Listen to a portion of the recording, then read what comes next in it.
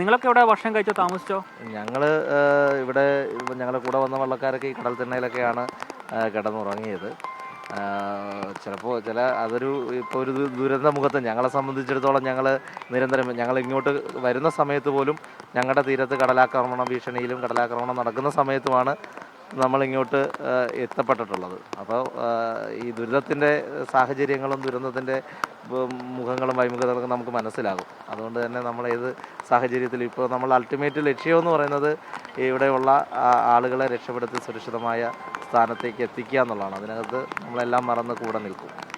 അതിനൊരു കരുത്തു കൂടെ വേണ്ട. അപ്പോൾ നിങ്ങൾ ഭക്ഷണം കഴിക്കുകയോ ഉറങ്ങുകയോ ചെയ്തല്ലേ? അത് പറ്റുന്ന രീതിയിൽ നമ്മൾ കഴിയുന്നുണ്ട്. ഞങ്ങളെ സംബന്ധിച്ചുള്ള ഞങ്ങൾ കടലിനോട് പൊരുതി ജീവിക്കുന്നവരാണ്. പ്രകൃതിയുടെ ഏത് ഒരുവിധപ്പെട്ട സാഹചര്യങ്ങളിലൊക്കെ അതിജീവിക്കാനുള്ള കരുത്ത് ആർജിച്ചിട്ടുള്ളവരാണ്. അതുകൊണ്ട് തന്നെ ഇതൊരു വലിയൊരു ഇതായിട്ട് തോന്നുന്നില്ല. പക്ഷേ ഇവരെ സഹായിക്കുക എന്നുള്ളതാണ് ഏറ്റവും ആത്യന്തികമായിട്ട് നമ്മുടെ ലക്ഷ്യം. എത്ര ബോട്ടിലായിരുന്നു നിങ്ങൾ വന്നിരുന്നത്? എത്ര ആൾക്കാർ? ഞങ്ങൾ എൻ്റെ തീരത്ത് നിന്ന് ഞാനൊരു മത്സ്യത്തൊഴിലാളി സഹകരണ സംഘത്തിൻ്റെ പ്രതിനിധി കൂടിയാണ്. ഞങ്ങളുടെ സഹകരണ സംഘത്തിൽ നിന്ന് 7ഓളം ബോട്ടുകളാണ് ആറന്മുളയുടെയും തിരുവല്ലയുടെയും വിവിധ ഭാഗങ്ങളിലായിട്ട് ഉള്ളത്. ഞങ്ങൾ 1-ാം തീയതി തന്നെ എത്തി. കാരണം അടിയന്തരമായിട്ട്, കാരണം നമുക്ക് 2018 പ്രളയത്തിൽ നമ്മൾ പെട്ടെന്നൊരു വെള്ളക്കയറ്റം ഉണ്ടായിക്കഴിഞ്ഞാൽ റോഡിലൂടെയോ അല്ലെങ്കിൽ ആറ്റിലൂടെയോ ഒന്നും യാനങ്ങൾ കൊണ്ടുവരാനുള്ള ബുദ്ധിമുട്ടുണ്ടാകും. റോഡിലൂടെ കൊണ്ടുവരുമ്പോൾ റോഡുകൾ ബ്ലോക്കായി കഴിഞ്ഞാൽ വള്ളങ്ങൾ ഇപ്പുറത്തേക്ക് എത്തിക്കാൻ കഴിയില്ല. ആറ്റിലൂടെ കൊണ്ടുവരുമ്പോൾ പാലത്തിന് അടുത്തുള്ള രീതിയിലേക്ക് ജലനിരപ്പ് ഉയർന്നു കഴിഞ്ഞാലും ഈ കിഴക്കൻ പ്രദേശങ്ങളിലേക്ക് എത്തിക്കാൻ ബുദ്ധിമുട്ടുണ്ട്. ചെങ്ങന്നൂർ കഴിഞ്ഞ് അതുകൊണ്ടാണ് ഏറ്റവും കൂടുതൽ 2018 പ്രളയത്തിലായാലും കൂടുതൽ ദുരിതങ്ങൾ ഇവിടെയുള്ള ആളുകൾ അനുഭവിക്കേണ്ടി വരുന്നത്, കാഷ്വാലിറ്റിയൊക്കെ കൂടുതലായിട്ട് വരുന്നത്. അതുകൊണ്ട് തന്നെ മുൻകൂട്ടി കണ്ടുകൊണ്ട് MLAയും മറ്റും അറിയിച്ച് സർക്കാർ സംവിധാനങ്ങൾ DD ഓഫീസിൽ നിന്ന് തന്നെ ഇടപെട്ടതിൻ്റെ ഭാഗമായിട്ടാണ് ഞങ്ങൾ 1-ാം തീയതിയെ കോഴഞ്ചേരി ഗസ്റ്റ് ഹൗസിലും തിരുവല്ല താലൂക്ക് ഓഫീസിലുമായിട്ട് ഞങ്ങളുടെ വള്ളങ്ങൾ എത്തിയിട്ടുണ്ടായിരുന്നു. ഇന്നലെ മെനഞ്ഞാന്ന് രാത്രിയോടുകൂടിയിട്ടാണ് കൂടുതൽ മഴ പെയ്യുകയും ജലനിരപ്പ് ഉയരാനുമുള്ള സാധ്യതയുണ്ടെന്ന് മനസ്സിലാക്കി അബിൻ വർക്കി MLAയുടെ നിർദ്ദേശപ്രകാരം ഞങ്ങൾ വള്ളങ്ങൾ ഇറക്കുവാൻ പറ്റുന്ന സ്ഥാനങ്ങളിലേക്ക് എത്തി. ഇന്നലെ വെളുപ്പിനെ മുതൽ വള്ളങ്ങൾ ഇറക്കിയിട്ടുണ്ടായിരുന്നു. ജലനിരപ്പ് ഉയരുന്നതനുസരിച്ച് കൊല്ലത്തുനിന്നും മറ്റു പ്രദേശങ്ങളിൽ നിന്നും കൂടുതൽ വള്ളങ്ങൾ എത്തിച്ചിട്ടുണ്ട്. അപ്പോൾ നിലവിൽ ഒരു ആശങ്കപ്പെട്ട സാഹചര്യം അല്ലേ?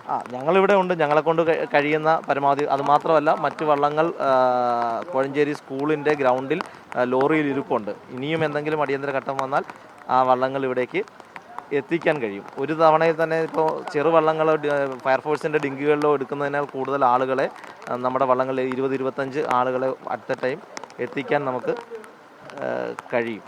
പിന്നെ ഈ പറഞ്ഞ പോലെ ഇപ്പോൾ നമ്മുടെ ഒരു വള്ളത്തിൻ്റെ എൻജിൻ കംപ്ലൈൻ്റ് ആണ്. ആ കംപ്ലൈൻറ്റ് വരുമ്പോൾ തന്നെ അത് പരിഹരിക്കാൻ കഴിയുന്ന പ്രാഗൽഭ്യമുള്ള തൊഴിലാളികളും നമ്മളോടൊപ്പം ഉള്ളത് കൊണ്ട് അത്തരം കാര്യങ്ങളും പരിഗണിക്കാൻ പറ്റും. കാരണം നമുക്ക് റോഡിൽ പോലല്ല, കടലിൻ്റെ അതിപ്രതികൂലമായ സാഹചര്യത്തിൽ തൊഴിൽ ചെയ്യുന്നവരാണ്. അപ്പോൾ അതുകൊണ്ട് തന്നെ ഇതൊരു ദുർഘടമായ പ്രയാസമേറിയ ഒരു മാർഗമായിട്ട് ഞങ്ങൾക്ക് തോന്നുന്നില്ല.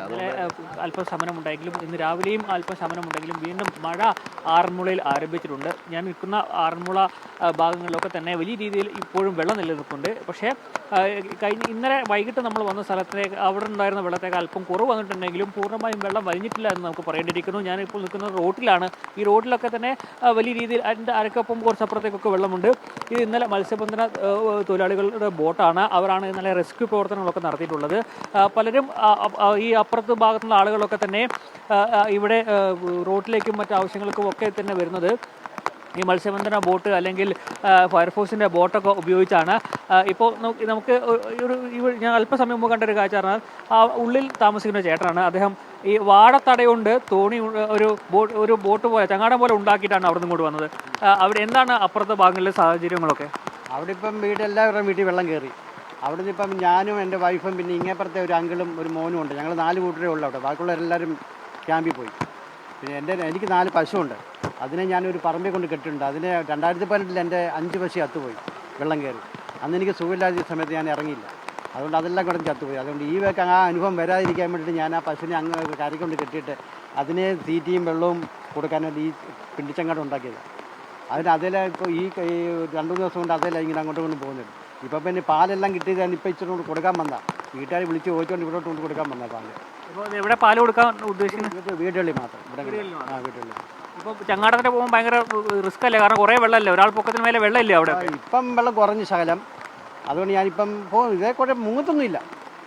അങ്ങോട്ടും ഇങ്ങോട്ടും വെള്ളത്തില്ല, അതെല്ലാം സേഫ്റ്റി ആയിട്ട് പോകാൻ പറ്റും. അവിടെ താമസിക്കുന്നവർക്ക് ഈ ഭക്ഷണവും സാധനങ്ങളൊക്കെ കിട്ടുന്നുണ്ടോ? ഇന്നലെ ഒന്നും കിട്ടിയില്ല. ഇന്നലെ രാവിലെ ഒരു പൊതി കൊണ്ട് തന്നു, അത് കഴിച്ചോണ്ടിരിക്കുക. ഇറങ്ങി പോകാനും കൊടുത്തല്ലോ, സാധനം മേടിക്കാൻ. ഇപ്പം തന്നെ ഒരു ബ്രെഡ് മേടിച്ചിരിക്കുക, അത് കുറിച്ചൊന്നിട്ട് കഴിക്കണം. ഇനി അരിയൊന്നും മേടിക്കാൻ പാടില്ല, സമയമില്ലല്ലോ അവിടെ, എങ്ങനെ ഇറങ്ങിപ്പോനാ? ഇവിടെ ആൾക്കാരോട് സംസാരിച്ച് നോക്കിയിരുന്നു അങ്ങനെയാണ് സാധനങ്ങൾ എത്തിക്കുന്നത്? ഞാൻ വിളിച്ച് പറഞ്ഞിട്ടുണ്ടല്ലോ, മെമ്പർ സഹായിക്കുക. ഇന്നലെ തിരിയും വെള്ളം മെഴുതിരി കൊണ്ട് തരാമെന്ന് പറഞ്ഞ് ഇതാരും വന്നില്ല ഇതുവരെ അങ്ങോട്ട്. ഭയങ്കര റിസ്ക് അല്ല, അവിടെ കറണ്ടൊന്നും ഇല്ലല്ലോ? കറണ്ട് ഇപ്പോൾ ഉണ്ട്, കറണ്ട് ഇപ്പോൾ വന്നു, വന്നിട്ട് ഇപ്പോൾ പോയി. ഞാൻ ഇങ്ങോട്ട് വരുമ്പോൾ പോയി, ഇനി പിന്നെ വന്നോ നമുക്കറിയില്ല. എത്ര മറ്റുള്ള വീട്ടുകാരൊക്കെ എങ്ങനെ സാഹചര്യം അവിടെ? അവിടെ എല്ലാവരുടെയും വീട്ടിലുള്ള ആരും ഇല്ല അവിടെ, എല്ലാവരും ഇറങ്ങി. ഞാനിപ്പോൾ വിളിച്ച് പറഞ്ഞു, വന്ന് ഇറങ്ങി വരാമെങ്കിൽ ഒരാൾ വരാമെങ്കിൽ ഇപ്പം മണ്ണും ചള്ളയെല്ലാം പിടിക്കിടക്കുമല്ലോ, ഒന്ന് കഴുകി വൃത്തിയാക്കി എടുക്കാമെന്ന് ഞാൻ വിളിച്ചിട്ടുണ്ട് എല്ലാവരെയും. അപ്പോൾ ഇവിടുന്ന് അങ്ങോട്ട് കൊണ്ടുവരത്തില്ലെന്നാണ് അവർ പറയുന്നത്. കാരണം പോകുന്ന വഴിക്കൊക്കെ വലിയ രീതിയിൽ വെള്ളമാണ്. ഇനിയിപ്പം മഴ കൂടുന്ന ഒരു സാഹചര്യം ഉണ്ടെങ്കിൽ റിസ്ക് ആയിരിക്കും, ചിലപ്പോൾ അതായിരിക്കും. മേളിലൊരു ഷീറ്റ് ഇട്ടപ്പോൾ ചിലപ്പോൾ അതിനകത്ത് കയറിയിരിക്കും. എൻ്റെ പശുവിനെ കളഞ്ഞിട്ട് എന്തായാലും ഞാൻ ഇറങ്ങത്തില്ല അവിടുന്ന്. എല്ലാവരും ചേട്ടൻ്റെ വീട്ടിൽ വെള്ളം കയറി തുടങ്ങിയിട്ടുണ്ടോ? കയറിയിട്ട് ഇറങ്ങി. ഇപ്പോൾ ഒന്നാം നിലയിലാണോ രണ്ടാം നില മുഴുവൻ കയറി? താഴത്തെ അല്ലേ?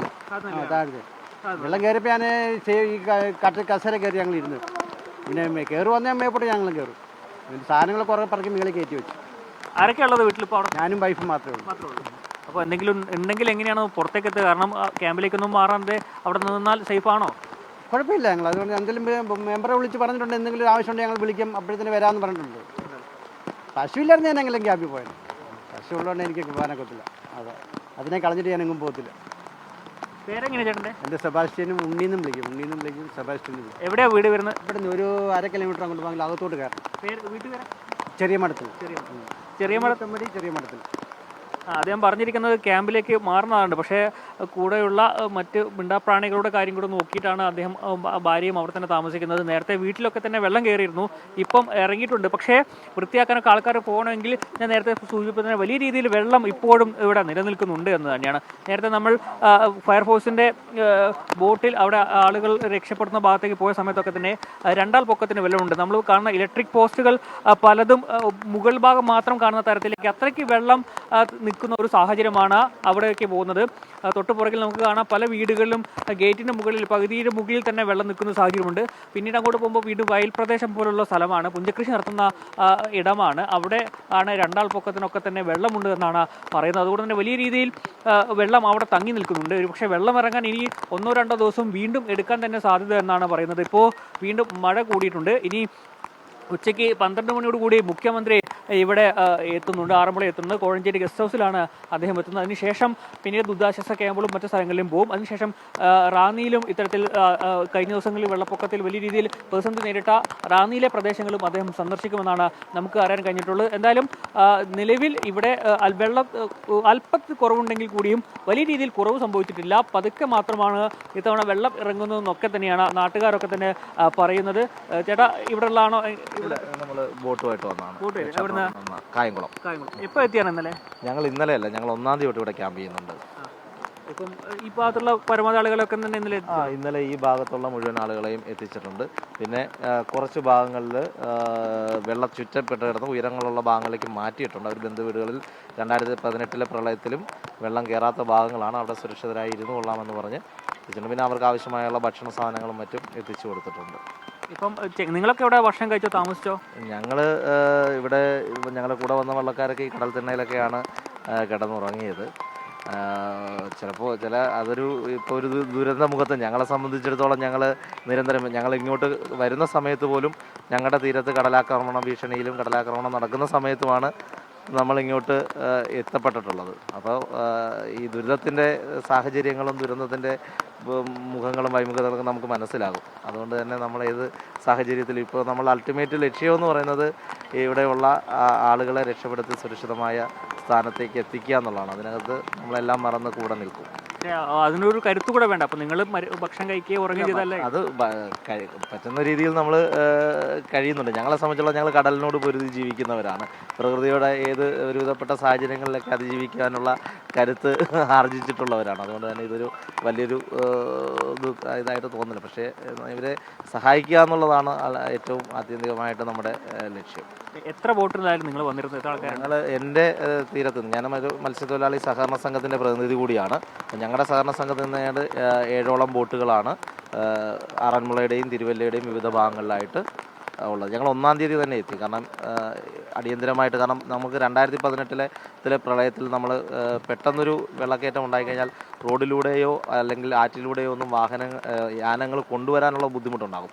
റോഡിലൂടെ കൊണ്ടുവരുമ്പോൾ റോഡുകൾ ബ്ലോക്കായി കഴിഞ്ഞാൽ വള്ളങ്ങൾ ഇപ്പുറത്തേക്ക് എത്തിക്കാൻ കഴിയില്ല. ആറ്റിലൂടെ കൊണ്ടുവരുമ്പോൾ പാലത്തിന് അടുത്തുള്ള രീതിയിലേക്ക് ജലനിരപ്പ് ഉയർന്നു കഴിഞ്ഞാലും ഈ കിഴക്കൻ പ്രദേശങ്ങളിലേക്ക് എത്തിക്കാൻ ബുദ്ധിമുട്ടുണ്ട്. ചെങ്ങന്നൂർ കഴിഞ്ഞ് അതുകൊണ്ടാണ് ഏറ്റവും കൂടുതൽ 2018 പ്രളയത്തിലായാലും കൂടുതൽ ദുരിതങ്ങൾ ഇവിടെയുള്ള ആളുകൾ അനുഭവിക്കേണ്ടി വരുന്നത്, കാഷ്വാലിറ്റിയൊക്കെ കൂടുതലായിട്ട് വരുന്നത്. അതുകൊണ്ട് തന്നെ മുൻകൂട്ടി കണ്ടുകൊണ്ട് MLAയും മറ്റും അറിയിച്ച് സർക്കാർ സംവിധാനങ്ങൾ DD ഓഫീസിൽ നിന്ന് തന്നെ ഇടപെട്ടതിൻ്റെ ഭാഗമായിട്ടാണ് ഞങ്ങൾ 1-ാം തീയതിയെ കോഴഞ്ചേരി ഗസ്റ്റ് ഹൗസിലും തിരുവല്ല താലൂക്ക് ഓഫീസിലുമായിട്ട് ഞങ്ങളുടെ വള്ളങ്ങൾ എത്തിയിട്ടുണ്ടായിരുന്നു.